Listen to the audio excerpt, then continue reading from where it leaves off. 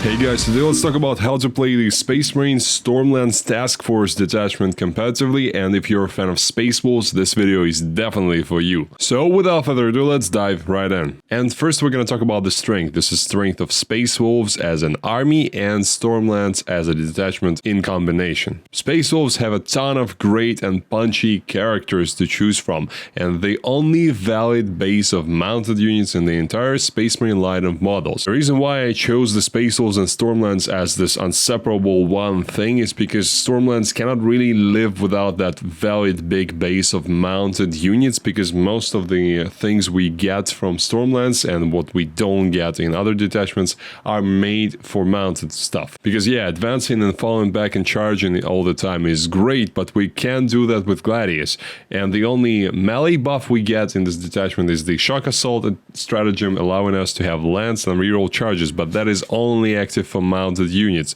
So there is no point to run this detachment, for example, with your Death Company or something like that, because yes, you could do the advance and charge, which is great, but you will not be able to buff your melee. Therefore, the only logical army to run the Stormlance as are Space Wolves. You could potentially do that with the Dark Angels or Ravenwing as well, because they have okay bikes, but considering that you have your own detachment as a Dark Angel, you probably don't need the Stormlance. So Space Wolves and the Stormlance are simply made for one another. We also have very good and cheap and efficient units to fill up the board with, and some deadly stuff apart from characters to actually do damage to opponents. We'll discuss that in the army composition section. As always, if you're looking for help building your roster or your collection, check out the links to my Patreon in the description, because I provide personal assistance for that there. Stormlance also gives us access to the type of mobility we actually need, is advance and fallback and charge, because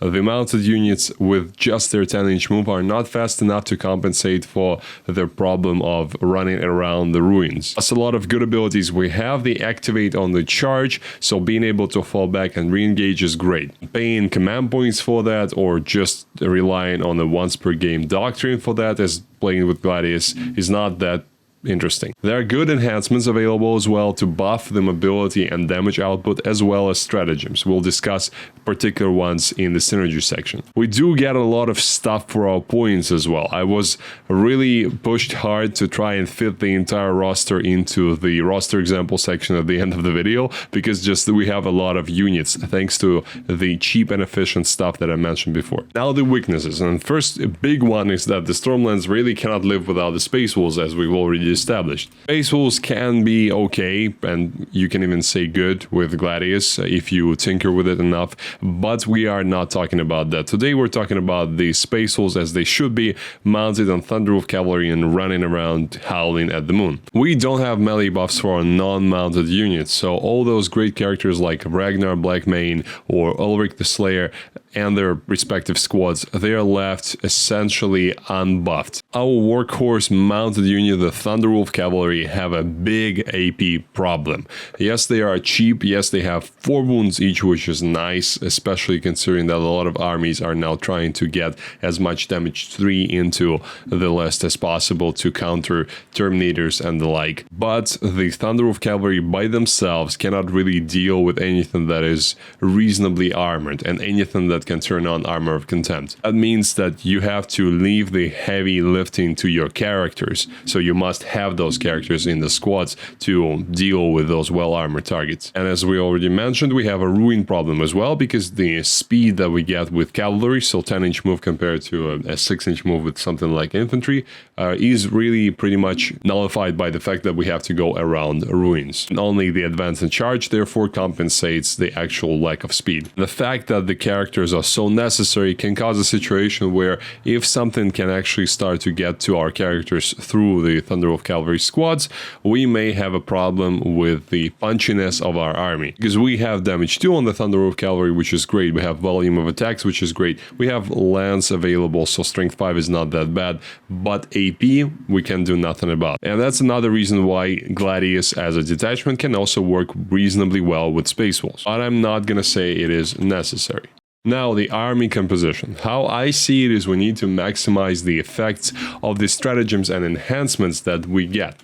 And for that, we need 2 or 3 units of 6 Thunderwolf Cavalry. I prefer 3 just because it helps to deliver more of those characters we talked about to the enemy, and also I think it's just very cool, an army of 18 wolves plus the characters. In terms of character support, I do like a lot of options here. First of all, our good old friend Bjorn the Fell-Handed, who was the staple of the Dreadnought blob in 9th edition and is now a brilliant anchor unit for us because he gets half damage, 5-up shrug, 2+ save, toughness 9, so he's really hard to get rid of. Anything that comes close to him can get punched into the face, and he can also advance and charge, so he's reasonably fast. Plus, he also acts as our mini Calidus because he can make an opponent's stratagem be more expensive. So if you don't have Calidus in your army, he's gonna provide you with that capability. Ulrich the Slayer is great because he allows us to have rerolls to hit and wounds against the target within engagement range.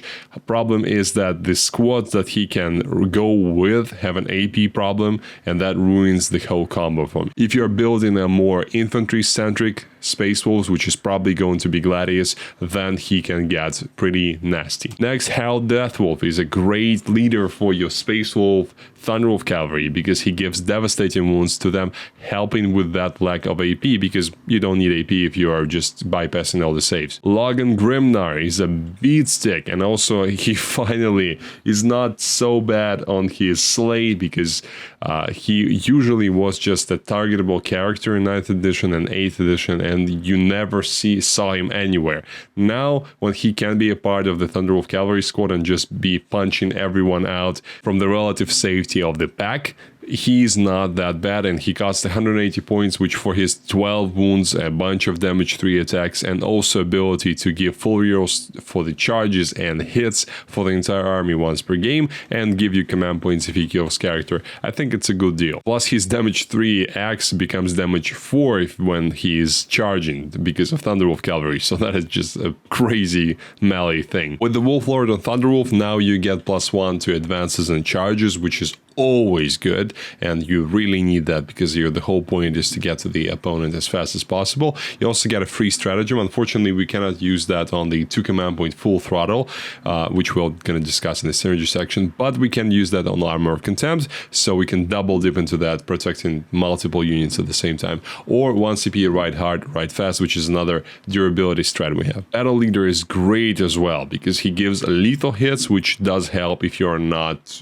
turning on lance on that particular unit, and also gives you d6 reactive move when the unit is shot, so you can play around potentially escaping more of the shooting if your unit starts to get lit up. The biggest thing about the Battle Leader, in my opinion, is the fact that he's a lieutenant, so you can use him as your enhancement carrier, so you can have both Wolf Lord and Thunderwolf and the Battle Leader, and both of them can have an enhancement. As for support units, I really do like the Wulfen, even though they are a shadow of their former glory in terms of their role is very different for them now. They are a nice unit if you're just judging them by themselves. They are a cheap, relatively durable unit that doesn't punch that impressively, but definitely can take on softer targets reasonably well. They don't have OC, which is a problem, and that's why you cannot use them, for example, to hold your home objective, which is annoying. But they can do well as a disruption unit, considering the fact that they cost only 80 points per squad of 5,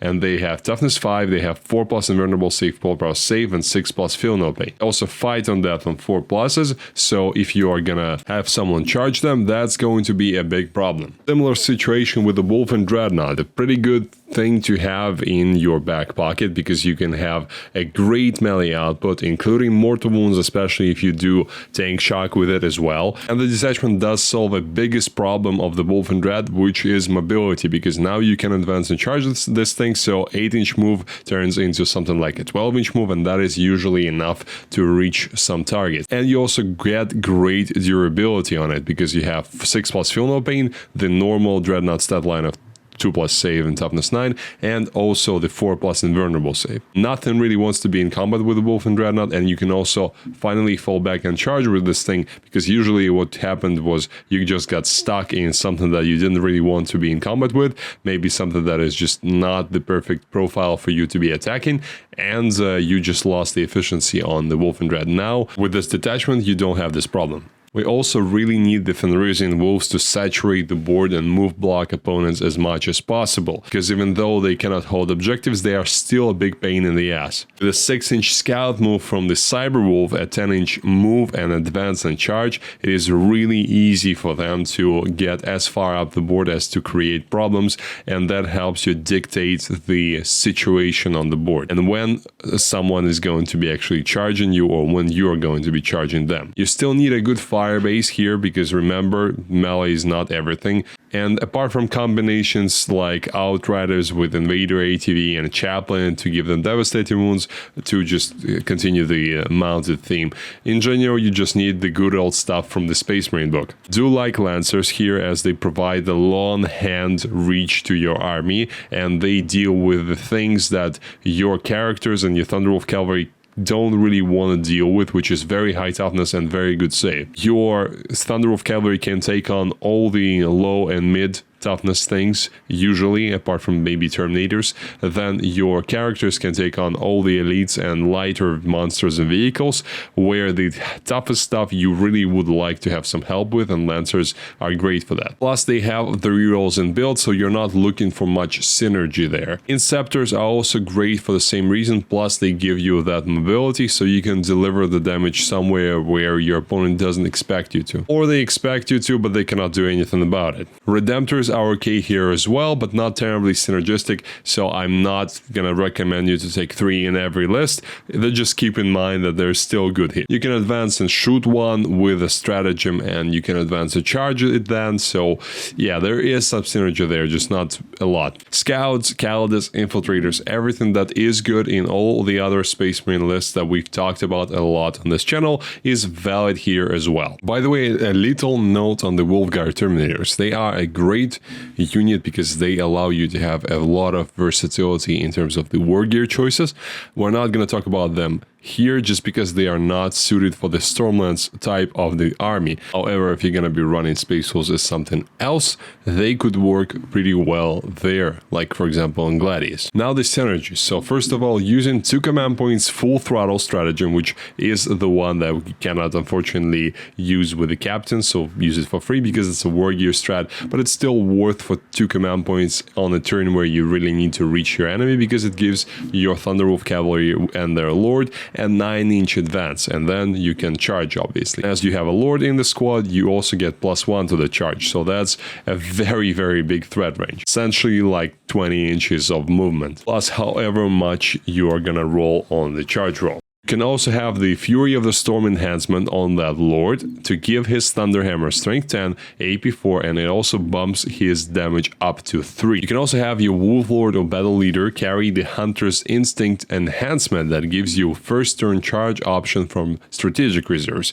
and on an 8 instead of 9, because again, the Wolf Lord. It combos really well with Rapid Ingress in my opinion, because then if your opponent has the first turn, you can just Rapid Ingress that Wolf Lord squad somewhere that is safe from their shooting, and then run around in your turn and charge them with +1 and advance and charge. And as far as I understand, that's legal because Rapid Ingress prevents you from deploying in the first turn, because you could not originally deploying the first turn, where with this rule it specifically says that you count the turn as being 1 higher. Don't forget to use 1 CP ride hard, ride fast on your most exposed unit, because it gives -1 to hit and -1 to wound, and is a very big buff which makes your unit significantly harder for the opponent to deal with. That is a -1 to hit, -1 to wound, toughness 6, 4 wound, 4+ invulnerable save unit with a lot of wounds. So if your tactics requires your 1 unit to be exposed for some amount of time, that is a perfect way to preserve it. Or as we discussed before, if you have a captain, you can preserve 2 units this way. 1 CP wind swift evasion is another way you will keep the fight in melee on your terms, because in addition to the huge amounts of small wolves that are going to be keeping your opponent busy,